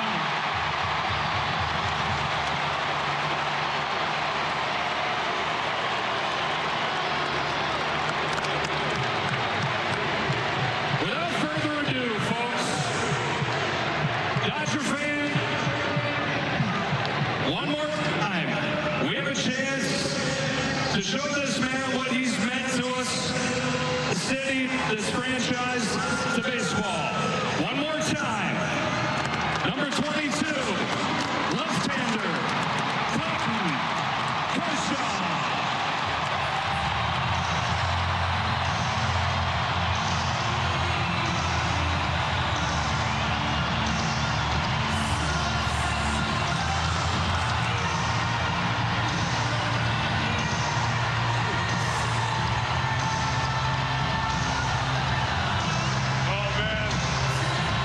I told Freddie I'm going to try not to cry today. But I don't know if that's going to work. I'll try not to make it weird. Thank you. Thank you for 18 years. Thank you for showing up and watching us play for the last 18 years. Thank you for being here for me and my family and supporting us. And thank you for all you guys. Thank you, my teammates. You guys are the best in the world. You guys are the best team in the world. And you've been the best team in the world for as long as I remember. You know, last year, I said I was a Dodger for life. And today, that's true. And today, I get to say that I'm a champion for life. And that's never going away. Oh, hey, guys. So thank you for this moment. Thank you to my teammates for this moment. Thank you to this organization for this moment right here. I will remember it for the rest of my life. Thank you to these five right here who have grown up and been here for it all. Hey, we love you so much. I'm so thankful for all of you. And I know they're going to get one more next year. And I'm going to watch just like all of you.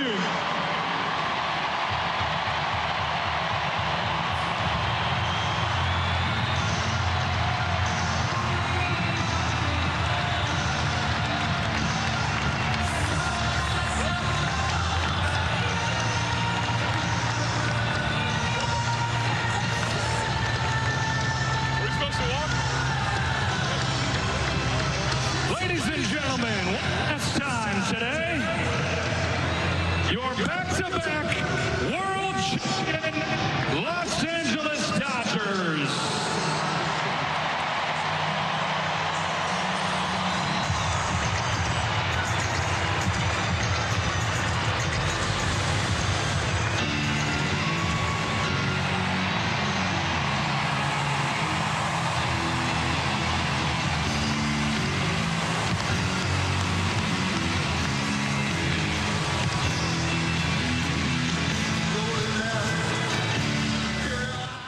you're just listening in there. They're wrapping up this celebration. The confetti is flying as they claim the second straight World Series title in Toronto at the Rogers Center in extra innings dramatic fashion.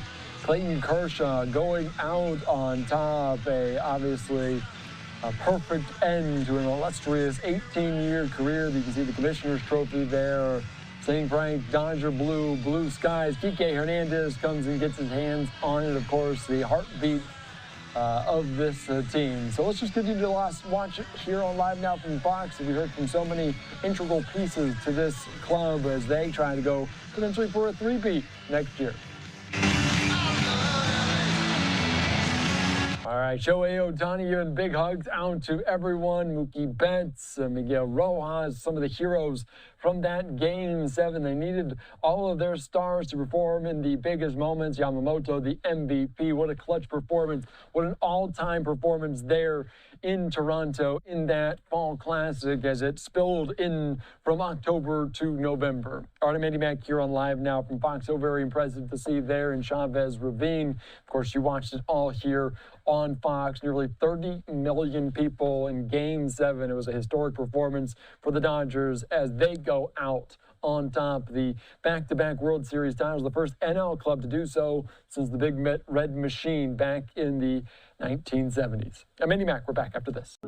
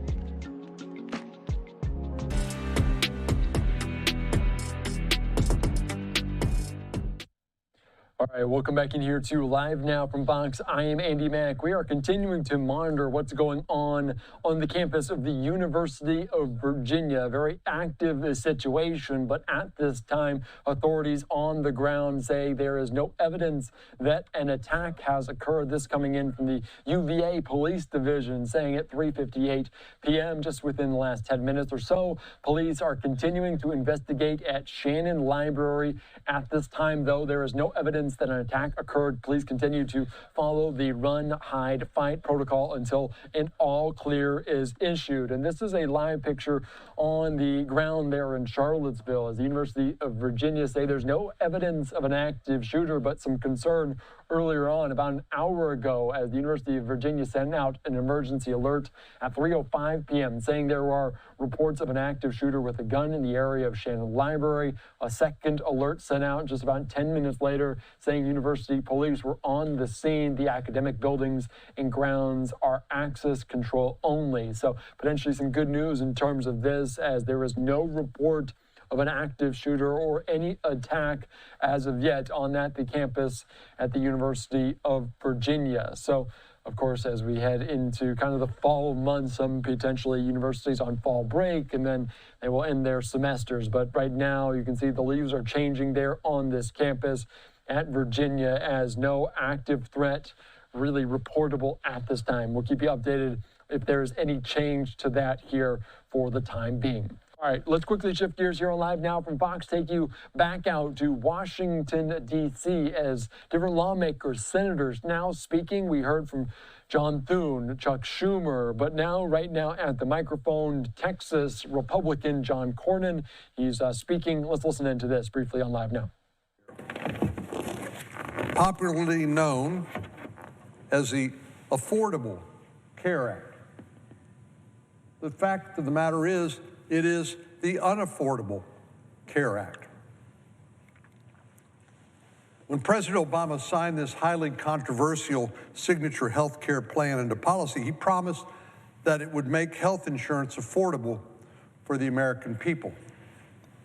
In 2016, in a speech to students in Florida, President Obama said, "The Affordable Care Act has done what it was designed to do. It gave us affordable health care." Now, 15 years later, this claim has aged like spoiled milk. Since 2013, the year before Obamacare took effect, the average Obamacare enrollee faced a premium increase of 221%. That's since 2013 until today, 221% increase in the premium.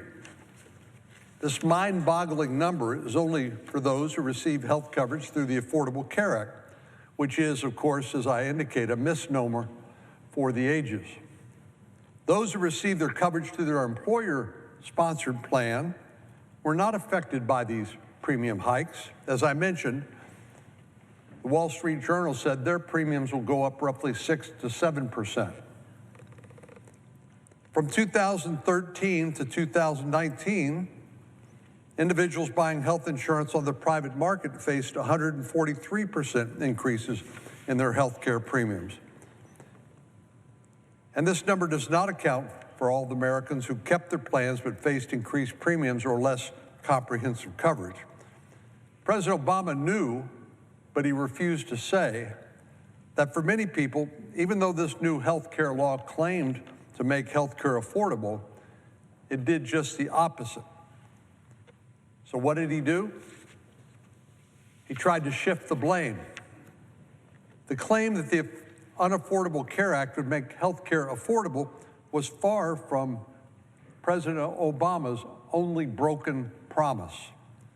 In a quip that was later described by a political fact-checking site as the lie of the year for 2013, President Obama said that, quote, "If you like your health care plan, you can keep it." 2013, a political fact-checking site called that the lie of the year. But we know how the story has ended. By the fall of 2013, 4 million Americans received letters informing them that their then existing health care plan would be canceled.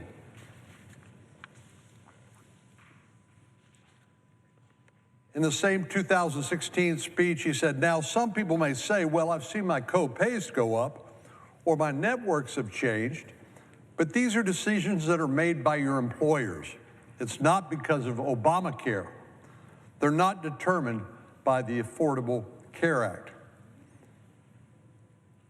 Now, that was a complete and utter abdication of responsibility for the disruption that Obamacare caused. And while it may be true that they were not directly determined by the Affordable Care Act, it is because of the Affordable Care Act that people lost their coverage, and thus they could not keep the coverage they had if they wanted it.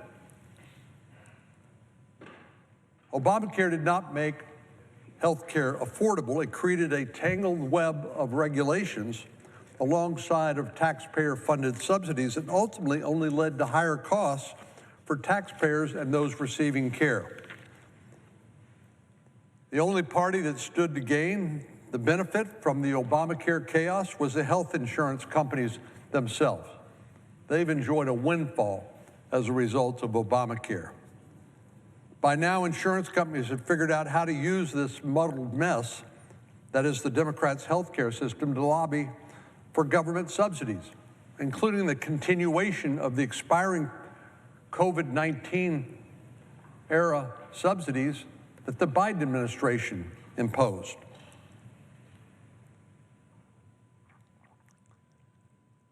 They knew that Democrats would not want to be responsible for the increased premiums and lower coverage, so they threatened premium increases while lobbying Congress to give these insurance companies even more money in the form of enhanced subsidies. In 2025 alone, U.S. government health care subsidies paid directly to insurance companies totaled more than $130 billion. That's your tax dollars paid to insurance companies, $130 billion in 2025 alone. In some cases, these subsidies pay for phantom enrollees who are likely not even to know that they are covered by one of these policies. In 2024, there were approximately 12 million Affordable Care Act marketplace enrollees who made